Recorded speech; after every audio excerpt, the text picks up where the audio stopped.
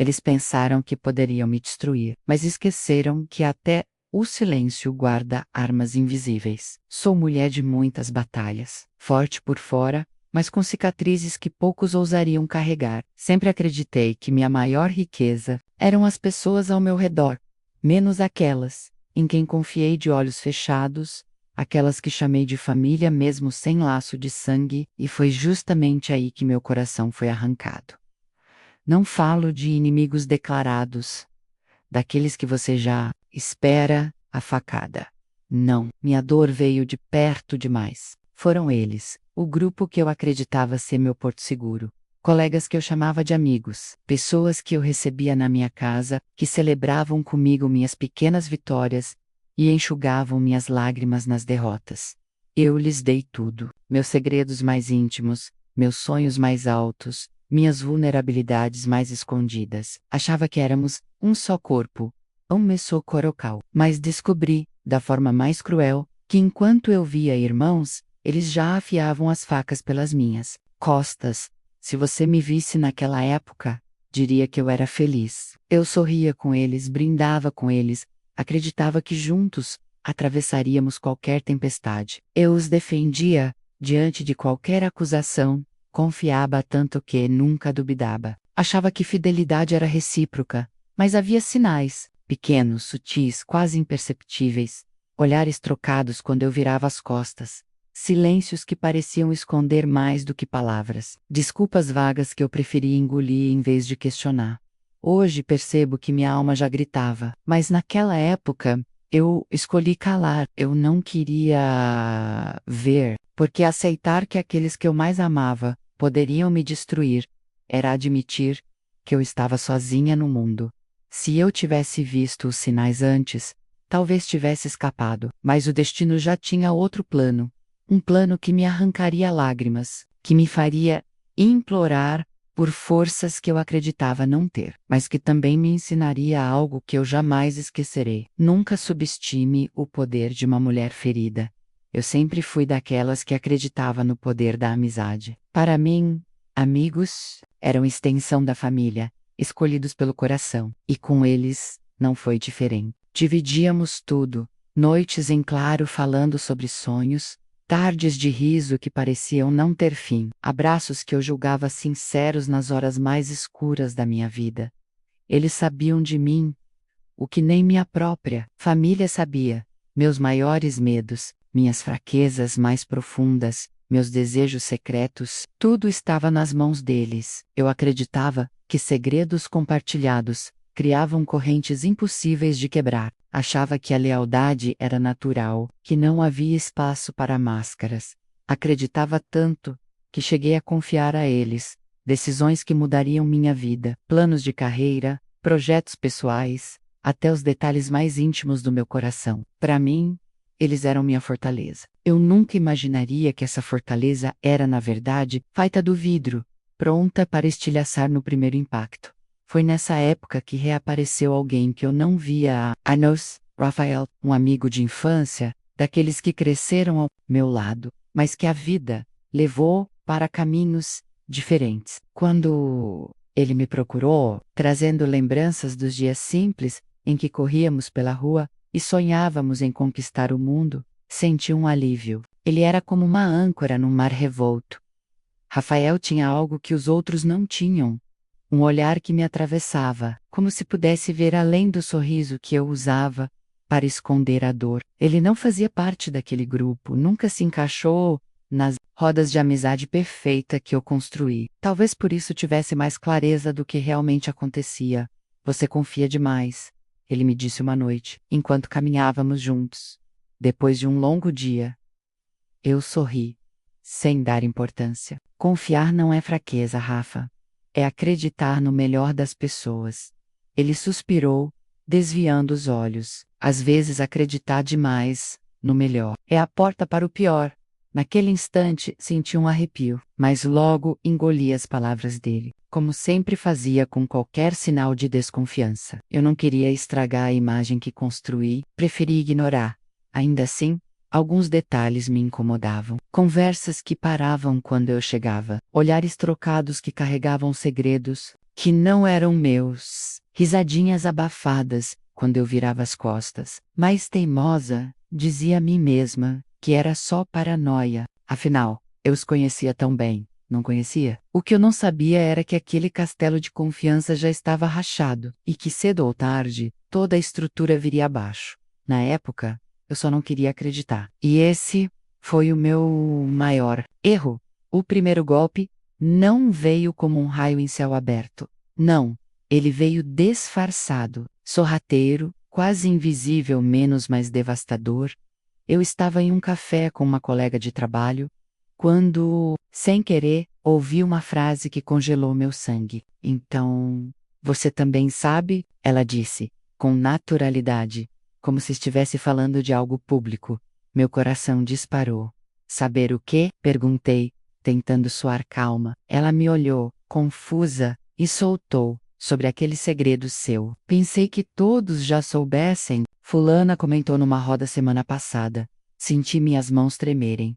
Era impossível. O segredo ao qual ela se referia era algo que eu tinha compartilhado apenas com o meu círculo de confiança, aqueles que eu chamava de irmãos. Uma confissão íntima, tão delicada que eu nunca imaginaria vi-la exposta em público. Naquele instante, o café ficou pequeno demais, o ar rarefeito. Senti meu rosto queimar de vergonha, como se todos me olhassem, como se todos soubessem. Uma parte de mim queria levantar e gritar, acusar, exigir explicações. Mas a outra parte, a mais covarde, sussurrou: deve ser engano. Não pode ser eles. Quando encontrei Rafael naquela noite, minhas mãos ainda tremiam. Elper, antes que eu dissesse qualquer coisa, o que aconteceu? Perguntou. Sério, contei tudo. A voz falhando, entre a dor e a incredulidade. Ele ficou em silêncio por um tempo, até soltar. Eu queria estar errado. Mas não estou. Eles não são quem você pensa. Você está cercada de falsos. Aquelas palavras foram como facas. Parte de mim queria abraçá-las, aceitar a verdade que já me corroía por dentro. Mas a outra parte se agarrou ao pouco de esperança que restava. Não, Rafa, eles não fariam isso comigo. Devem ter se confundido. Alguém pode ter inventado. Ele segurou minhas mãos e me olhou nos olhos. Você sempre acreditou que o mundo fosse puro, mas precisa acordar. Pessoas assim não têm limites. Se traíram sua confiança uma vez, farral do novo, fechei os olhos, tentando conter as lágrimas. Eu queria acreditar nele. Queria aceitar que já era hora de abrir os olhos. Mas dentro de mim, uma batalha, travava. Meu coração, ainda pegado à imagem de amigos leais, e minha alma, gritando como nunca antes: eles estão te destruindo. No fundo, eu sabia, a traição estava escancarada diante de mim, mas admitir isso era como assinar a sentença de morte de uma parte da minha vida. Meu coração queria acreditar, mas minha alma já gritava a verdade. E naquele silêncio, senti que aquela era apenas a primeira rachadura de um abismo que ainda estava por vir. Se a primeira traição foi uma ferida aberta, o segundo golpe foi a lâmina atravessando direto o coração. Não se tratava mais de boatos espalhados ou segredos vazados. Foi algo muito maior, algo que arrancou de mim o que eu havia levado anos para construir. Tudo começou numa manhã que deveria ser especial. Eu havia trabalhado meses em um projeto que poderia mudar minha carreira, era minha chance de mostrar meu valor, de provar a mim mesma e ao mundo que eu tinha forças para conquistar meu espaço. Entreguei cada gota de energia, cada noite sem dormir, cada pedaço de mim naquele trabalho, mas, quando finalmente chegou o dia da apresentação, descobri que já não havia nada para mostrar. Meu projeto tinha sido roubado. Cada ideia, cada detalhe, cada linha, já estava nas mãos de outro. E o mais cruel era alguém do meu círculo. Uma das pessoas em quem eu mais confiava havia tomado para si tudo o que eu construí. Assisti, impotente, enquanto ela subia ao palco com um sorriso falso que eu conhecia tão bem, vendendo como dela cada parte daquilo que nascia da minha alma. O público aplaudia, encantado. E eu, sentada no fundo da sala, sentia como se tivesse sido arrancada de mim mesma.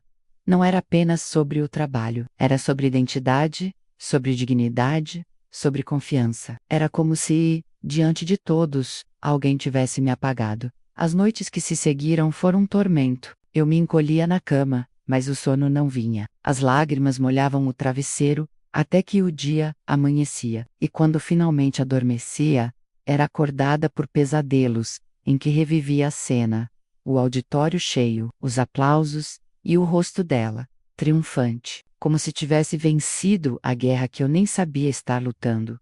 Eu tentava comer, mas a comida não tinha sabor. Tentava sorrir, mas os músculos do rosto pareciam pesados demais. Me olhava no espelho e já não reconhecia a mulher refletida. Onde estava aquela que acreditava em amizade, em lealdade, em amor? Tudo que eu via era uma sombra, um vazio. Rafael percebeu. Ele estava sempre por perto, tentando me manter de pé. Mas havia limites até para o consolo dele. Eles roubaram algo seu, mas não podem roubar quem você é, disse ele uma noite, tentando me convencer a reagir. Eu apenas balancei a cabeça. Como acreditar nisso quando até minha essência pereça? Foi nesse ponto que percebi que não estava apenas ferida. Eu estava destruída. Eu, que sempre acreditei no melhor das pessoas, tinha me tornado vítima da pior crueldade. E naquele silêncio, pesa. Mas, em meio ao desespero, algo começou a mudar. A dor que até então me consumia começou a se transformar. Era como fogo queimando por dentro, mas que, em vez de me destruir, me fortalecia. Foi então que, pela primeira vez em semanas, ergui a cabeça e me olhei no espelho com firmeza. Vi não apenas a mulher quebrada, mas também a centelha de uma nova versão de mim mesma. A vergonha me consumia. Eu me perguntava como tinha sido tão cega, como não percebi os sinais, como não escutei os alertas que meu coração sussurrava em silêncio. E acima de tudo, como pode alguém destruir quem só lhe deu amor, confiança e lealdade? Ecoava dentro de mim como uma sentença cruel. As pessoas à minha volta pareciam continuar suas vidas normalmente, enquanto eu me encolhia cada vez mais na solidão. Evitava olhares, evitava conversas. Era como se o mundo tivesse seguido em frente e eu tivesse ficado para trás, congelada em um instante de dor. Foram dias, ou talvez semanas, já não sei, em que me isolei completamente. Tranquei portas, desliguei o telefone, fechei as cortinas. O escuro do quarto parecia ser o único lugar onde eu podia existir sem ser julgada. Mas, em meio a esse silêncio sufocante, havia uma voz que insistia em me alcançar. Rafael, ele não desistia de mim. Mandava mensagens que eu não respondia. Batia à porta mesmo sabendo que eu talvez não abrisse. Ele se recusava a me deixar afundar. Uma noite, depois de tanta insistência, finalmente abri. Estava destruída, os olhos inchados, o rosto marcado de choro. Ele apenas me abraçou, sem dizer nada. Naquele abraço percebi algo que havia esquecido. Eu ainda era humana, ainda merecia afeto, ainda havia alguém que acreditava em mim. Com o tempo, suas palavras começaram a me alcançar. Eles podem ter tirado algo de você, mas não podem tirar quem você é, disse olhando firme nos meus olhos. Eu queria acreditar, mas ainda era difícil. Então ele acrescentou: você não é uma vítima, você é muito mais forte do que pensa. Só precisa se lembrar disso. Aquelas frases não curaram minhas feridas, mas plantaram sementes. Aos poucos, comecei a respirar de novo, a levantar a cabeça, a perceber que, sim, eu havia sido traída, mas isso não era meu fim. Era capítulo. E foi nesse processo doloroso que algo em mim mudou. As lágrimas começaram a secar. A vergonha deu lugar a uma chama de indignação, e com ela veio a promessa. Naquela noite, em frente ao espelho, ainda com os olhos vermelhos, jurei a mim mesma: eles não ficariam impunes, não apenas porque me feriram, mas porque acreditaram que eu nunca teria forças para me levantar. E é exatamente isso que seria a minha maior vitória: levantar, reconstruir e devolver cada golpe, não com raiva cega, mas com inteligência. Aperto e dole. Não havia mais volta. A dor havia me quebrado. Sim, mas das minhas próprias ruínas, eu estava renascendo. A dor já não queimava como antes. Agora, era gelo. Um frio cortante que percorria minhas veias e me mantinha desperta. Eu já não chorava. Cada lágrima havia se transformado em cálculo, cada ferida em estratégia. Se eles pensaram que poderiam me destruir, se enganaram. Eu estava prestes a usar as próprias armas deles contra eles. Comecei em silêncio, como quem não quer nada. Reaprendi a sorrir, mas não era felicidade, ira disfarce. Cada gesto meu era estudado, cada palavra controlada. Eu não podia permitir que percebessem que a vítima estava acordando. Observar. Esse foi o primeiro passo. Passéis, assistindo, escutando, gravando mentalmente cada deslize. Sabia que eles tinham segredos, e eu conhecia alguns deles melhor do que ninguém. Agora, cada detalhe que antes parecia irrelevante se transformava em munição. Mensagens escondidas, contatos suspeitos, mentiras mal contadas. Eles não perceberam, mas estavam cavando as próprias covas. Rafael foi meu cúmplice, silencioso. Ele me ajudava nos bastidores, investigava o que eu não conseguia sozinha, onde eu não podia entrar, ele abria brechas. Onde eu precisava de provas, ele me ajudava a encontrá-las. Nunca impôs sua presença. Apenas estendeu a mão e esperou que eu decidisse segurá-la. E eu segurei, não por fraqueza, mas porque percebi que toda guerreira precisa de um aliado. Cada reunião deles, cada mensagem trocada, cada mentira contada se tornava parte de um tabuleiro que eu mesma controlava. Aos poucos, comecei a traçar um mapa mental das fraquezas de cada um. O medo dele ser desmascarado no trabalho. O segredo íntimo dela, escondido sob camadas de aparente perfeição. A hipocrisia de quem pregava amizade e lealdade, mas vivia de engano.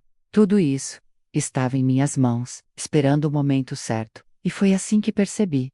Não seria com gritos. Não seria com violência. Seria com silêncio, inteligência e paciência. Minha vingança não seria um golpe rápido. Seria uma queda lenta, dolorosa, inevitável.